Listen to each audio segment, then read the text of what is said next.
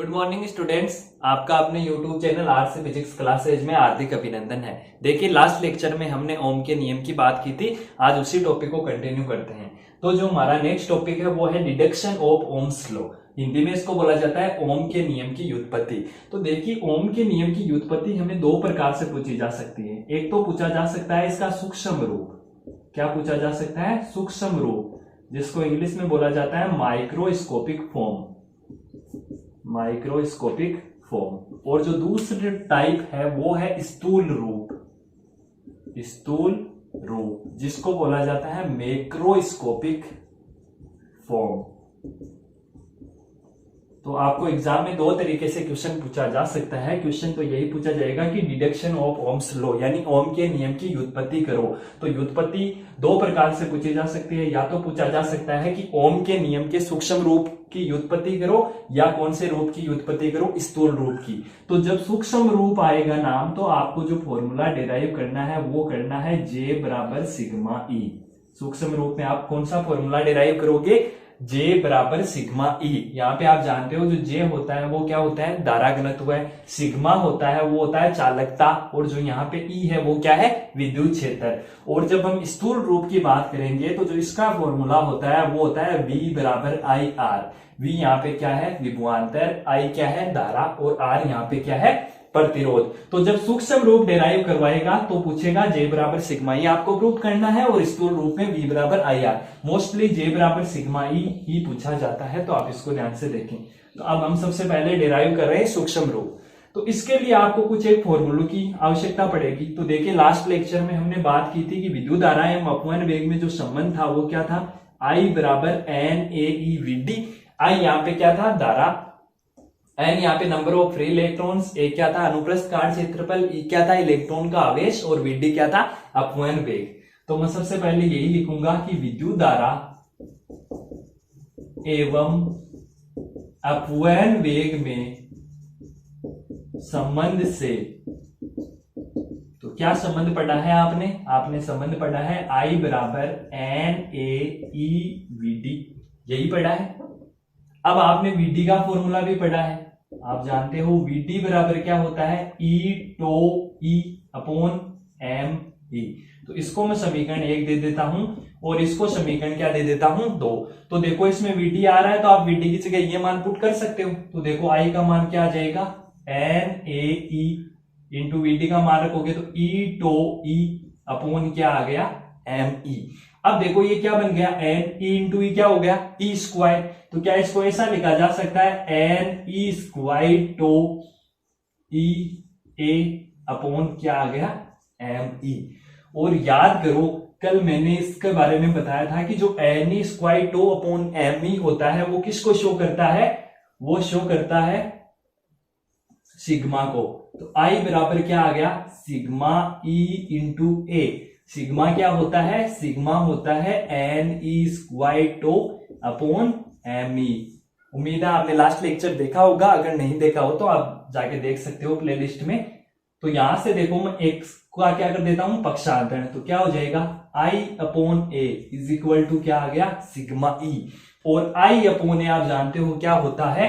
I upon A होता है J मतलब धारा घनत्व है।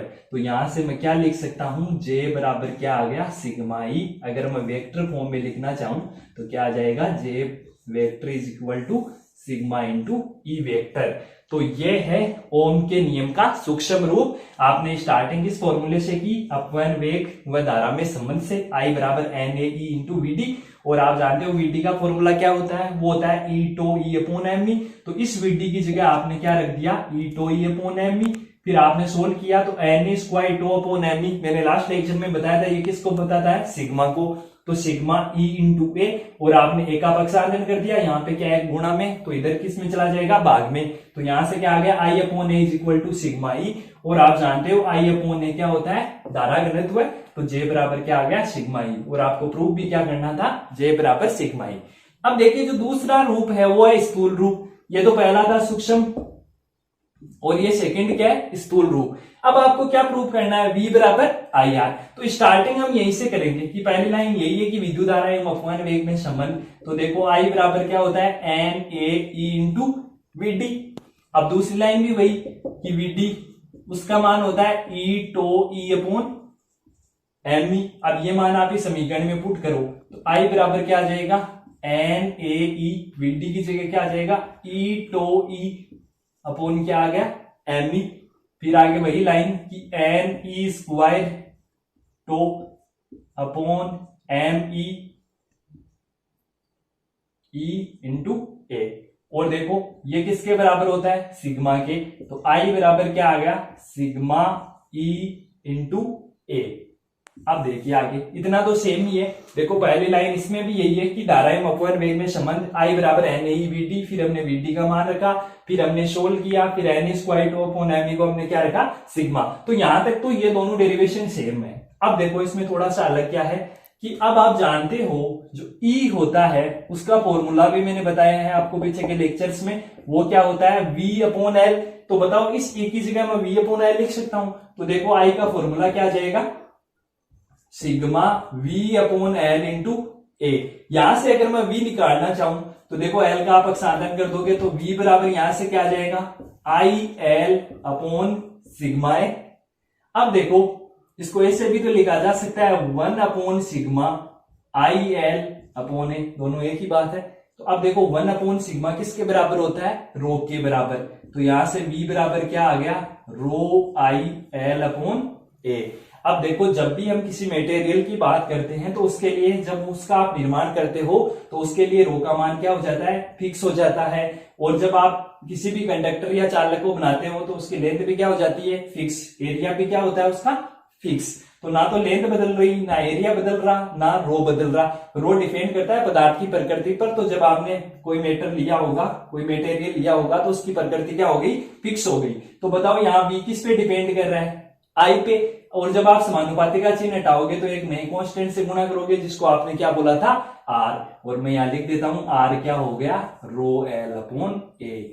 तो ये आ गया इसका स्थूल रूप। तो आपने क्या किया ओम के नियम की उत्पत्ति की, एक तो सूक्ष्म रूप में की और एक इसमें की स्थूल रूप में। सूक्ष्म रूप में फॉर्मूला क्या होता है J बराबर सिग्मा ई, और स्थूल रूप में फॉर्मूला क्या होता है V बराबर आई आर। तो देखो दोनों में I बराबर सिग्मा ई है, यहां तक तो दोनों में क्या है कॉमन है। फिर यहाँ पे हमने क्या किया एक ट्रांसफर करके इसको J बना दिया, तो J बराबर क्या आ गया सिग्मा ई आ गया। और यहाँ पे हमने क्या किया E की वैल्यू रख दी V अपॉन एल, और फिर इसको आगे सॉल्व कर लिया तो V बराबर क्या आ गया आई आर।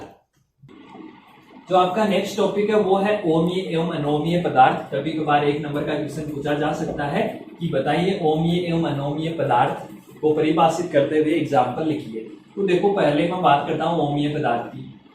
तो यहाँ पे ओमीय पदार्थ और दूसरे क्या हो जाएंगे अनोमीय पदार्थ। तो देखो नाम से स्पष्ट हो रहा है कि ओमीय, ओमीय का मतलब ओम क्या था एक साइंटिस्ट का नाम था, मैंने लास्ट लेक्चर में बताया था कि उसका पूरा नाम क्या था जॉर्ज साइमन ओम था। तो ओमीय पदार्थ इसका मतलब वे सभी पदार्थ जो ओम के नियम का पालन करते हैं। कौन से पदार्थ जो ओम के नियम का पालन करते हैं वो क्या कहलाते हैं ओमीय पदार्थ। तो अनोमीय की डेफिनेशन क्या हो जाएंगी कि वे सभी पदार्थ जो ओम के नियम का पालन नहीं करते हैं वो क्या कहलाएंगे अनोमीय पदार्थ। इसी डेफिनेशन को मैं थोड़ा सा आगे बढ़ाऊं तो आपने पढ़ा था ओम का नियम क्या था कि V प्रोपोर्शनल टू I, और जब मैंने आपको V और I के मध्य ग्राफ बनाया था तो मैंने बताया था कि ग्राफ कैसा बनेगा स्ट्रेट लाइन। तो इसकी डेफिनेशन ऐसे भी दी जा सकती है कि वे सभी पदार्थ जिनके लिए V और I के मध्य अगर ग्राफ बनाया जाए और अगर वो ग्राफ एक सरल रेखा प्राप्त होती है तो वो क्या कहलाएंगे ओमीय पदार्थ। क्योंकि जब आप V और I के मध्य अगर ग्राफ बनाओ वो अगर स्ट्रेट लाइन बने तो इसका मतलब वो पदार्थ कौन से पदार्थ होंगे ओमीय पदार्थ। और अगर ग्राफ स्ट्रेट लाइन ना बने, जैसे आपके 2-3 एग्जांपल्स है, जैसे ये जो एग्जांपल है वो किसका है वो है डायोड का, ये जो है वो है टॉर्च का बल्ब, और एक और है वो है विद्युत अपघट्य, विद्युत अपघट्य पदार्थ। तो देखिए वे पदार्थ जो ओम के नियम का पालन नहीं करते। तो ओम के नियम का पालन करने का मतलब है कि जब आप V और I के मध्य ग्राफ प्लॉट करोगे ना, तो वो कैसा बनना चाहिए, स्ट्रेट लाइन। बट यहाँ देखो डायोड देखो, इसमें ग्राफ स्ट्रेट लाइन बन रहा है, नहीं बन रहा। टॉर्च का बल्ब देखो, इसमें भी जो ग्राफ है वो कैसा बन रहा है, स्ट्रेट लाइन नहीं बन रहा। और विद्युत अपघट्य पदार्थ है, इसका ग्राफ भी कैसा नहीं बन रहा, स्ट्रेट लाइन। तो ओमीय और अनोमीय पदार्थ का मतलब क्या हुआ कि ओमीय पदार्थ वे पदार्थ होते हैं जो ओम के नियम का पालन करते हैं, तथा जिनके लिए अगर हम V और I के मध्य ग्राफ बनाए तो वो कैसा बनना चाहिए, एक स्ट्रेट लाइन बननी चाहिए। और अनोमीय में क्या हो जाएगा कि ये ओम के नियम का पालन नहीं करते, अर्थात इनके मध्य ग्राफ जो बनेगा V और I के मध्य वो क्या होगा, वो स्ट्रेट लाइन नहीं होगा। कभी कभार पूछा जा सकता है कि अनोमीय पदार्थ को परिभाषित करते हुए उसके एग्जाम्पल लिखो, तो ये एक इंपॉर्टेंट टॉपिक है। इसके जो एग्जाम्पल हो जाएंगे वो क्या हो जाएंगे, डायोड, टॉर्च का बल्ब और विद्युत अपघट्य पदार्थ। अगर एग्जाम में पूछा जाए तो आप ये ग्राफ जरूर शो करेंगे। जो आपका नेक्स्ट टॉपिक है वो है कार्बन प्रतिरोध एवं वरण कोड। ये बहुत ही इंपॉर्टेंट क्वेश्चन है और एग्जाम में यहां से 1 नंबर का क्वेश्चन आपको 99% पूछा ही जाता है।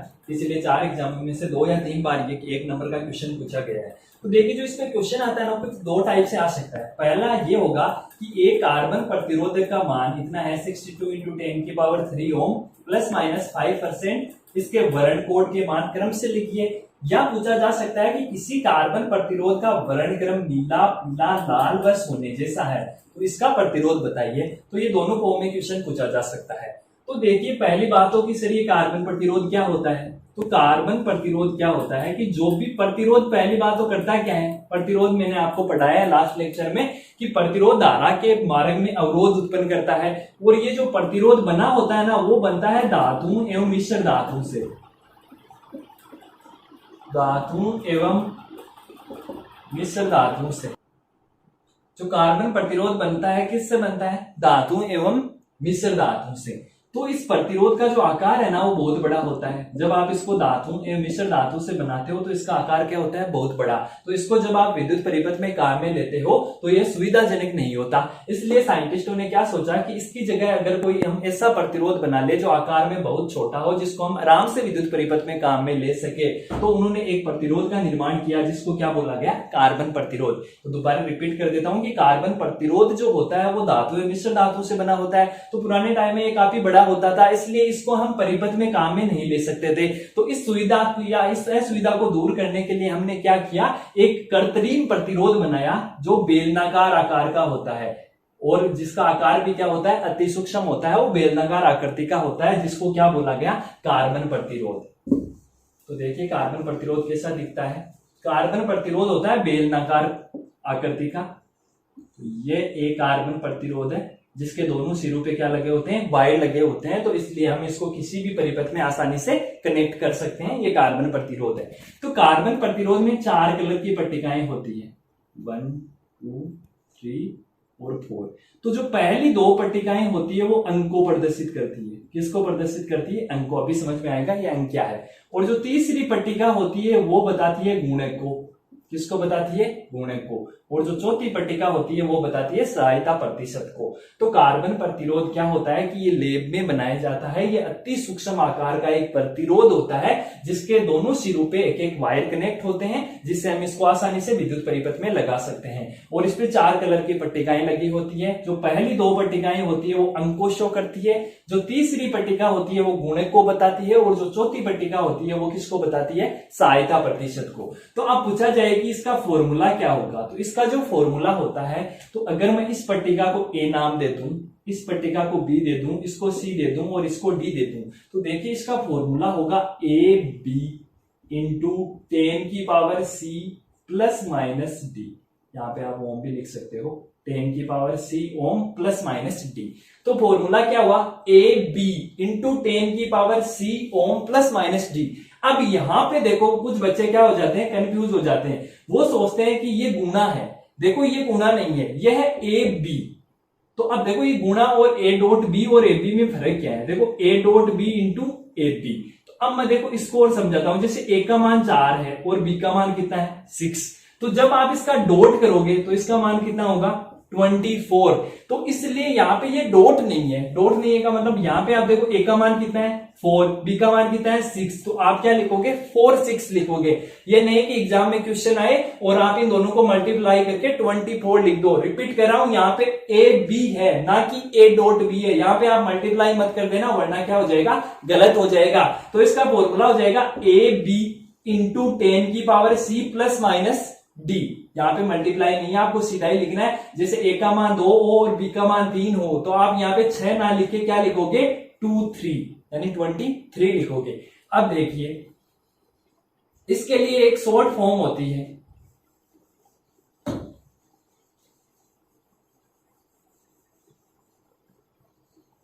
इसको याद करने के लिए एक शॉर्ट फॉर्म होती है, वो होती है B B Roy Great Britain very good worker, very good worker. तो क्या इसकी शॉर्ट फॉर्म क्या है, B B Roy Great Britain very good worker. यहां जो ये बीबी रॉय ये जो है ये कलर को शो कर रहे हैं, तो जो पहला कलर बी है उसको बोला जाता है ब्लैक। तो यहां पे भी ध्यान रखना कि कहीं ये ना हो जाए कि बीबी रॉय में आप पहले कलर को ब्राउन ले लो, पहले जो स्टार्टिंग का कलर होगा वो हमेशा कैसा होगा, ब्लैक। तो जो पहला बी है उसका मतलब है ब्लैक, फिर जो दूसरा बी है उसका मतलब है ब्राउन, फिर आगे क्या आ रहा है रॉय, तो आर, आर का मतलब रेड, ओ का मतलब ऑरेंज, वाई का मतलब येलो, फिर क्या आ रहा है ग्रेट, ग्रेट ग्रेट में आपको जी उठाना है तो जी का मतलब ग्रीन, फिर क्या आ रहा है ब्रिटेन, ब्रिटेन का पहला वर्ड क्या है बी, बी यानी ब्लू, फिर क्या आ रहा है वेरी, वेरी का पहला वर्ड बी, बी यानी वायलेट, फिर नेक्स्ट क्या आ रहा है गुड, गुड का पहला वर्ड क्या है जी, जी यानी ग्रे, नेक्स्ट क्या आ रहा है वर्कर, वर्कर का पहला वर्ड क्या है डब्लू, तो डब्लू का मतलब व्हाइट, उसके बाद आ जाएंगे गोल्ड सिल्वर और कलरलेस, कलरलेस मतलब वर्णहीन। तो आपको इसी क्रम में याद रखने हैं। पहले तो आपको ये फॉर्मूला याद रखना है, ये शॉर्ट ट्रिक है कि B B Roy Great Britain very good worker, B का मतलब है ब्लैक, नेक्स्ट बी का ब्राउन, आर का मतलब रेड, ओ का मतलब ऑरेंज, वाई का मतलब येलो, जी का मतलब ग्रीन, बी का मतलब ब्लू, बी का मतलब वायलेट, जी का मतलब ग्रे और डब्लू का मतलब व्हाइट। उसके बाद आपको 3 कलर ऐड करने हैं, गोल्ड सिल्वर और कलरलेस।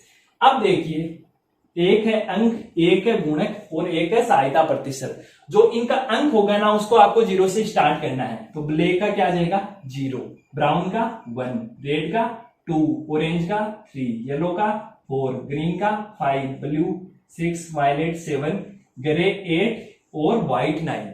अब यहां पे आप रुक जाना, कुछ बच्चे क्या करते हैं यहाँ पे 10 11 12 है, ऐसा आपको नहीं लिखना है, आपको 0 से स्टार्ट करना है और व्हाइट पे आके रुक जाना है 9 पे, ठीक है। अब ये जो है ना इनको आपको 10 की पावर में गुणक में लिखना है। तो बताओ मैं 10 की पावर 0, और आप जानते हो किसी भी संख्या की पावर 0 होती है उसका मान कितना होता है 1। तो यहां इसका गुणक कितना हो गया 1। अब मैंने क्या कहा इसको 10 की पावर में लिखो, तो 10 की पावर 1, 10 की पावर 2, 10 की पावर 3, 10 की पावर 4, 10 की पावर 5, 10 की पावर 6, 7, 8, 9 और यहां आ जाएगा 10 की पावर -1 और 10 की पावर क्या आ जाएगा -2। तो यहां आप क्या ध्यान दोगे कि यहाँ पे जो गुणक अंक है वहां पे आप स्टार्टिंग अंक में भी 0 से ही करोगे और जो गुणक है उसको 10 की पावर में लिखोगे। तो स्टार्टिंग 0 से 1 2 3 या 9 के बाद -1 और -2। अब देखो जो सहायता प्रतिशत है उनमें आप सभी को डैश और जो लास्ट इन 3 का ही सहायता होता है। जो गोल्ड होता है उसका जो सहायता प्रतिशत होता है वो होता है ±5 या 5%, और इसका होता है 10, और जो कलरलेस होता है उसका कितना होता है 20। परसेंटेज मैंने ऊपर लिख रखे हैं। तो जो ये जो है वो गोल्ड का है कितना है 5, सिल्वर का कितना है 10 और कलरलेस का कितना है 20। तो आपने क्या हम क्या पढ़ रहे हैं कार्बन प्रतिरोध, तो उसमें एक तो अंक की टेबल होगी, एक गुणक की होगी, एक सहायता प्रतिशत की होगी और एक कलर की होगी। तो कलर को याद करने का तरीका मैंने बता दिया, BP Roy Great Britain very good worker, और उसके बाद आप लिखोगे गोल्ड सिल्वर और कलरलेस। इसके बाद अंक का जो याद करने का तरीका है कि आप 0 से स्टार्ट करो और व्हाइट पे जाके रुक जाओ, और जो गुणक है जो ये 0 1 2 लिख रखे हैं इन सबको किस में रख दो 10 की पावर में। तो 10 की पावर 0, 10 की पावर 1, यहाँ पे लिख देना 10 की पावर -1 और 10 की पावर -2। और जो सहायता प्रतिशत होता है वो गोल्ड के लिए होता है 5, सिल्वर के लिए होता है 10 और कलरलेस के लिए कितना होता है 20। अब देखिए आगे, अब जो पहला क्वेश्चन है वो देखिए कि एक कार्बन प्रतिरोधक का मान दे रखा है आपको 6 इंटू 10 की पावर 3। देखो क्या दे रखा है 6 इंटू 10 की पावर 3 ओम प्लस माइनस 5%।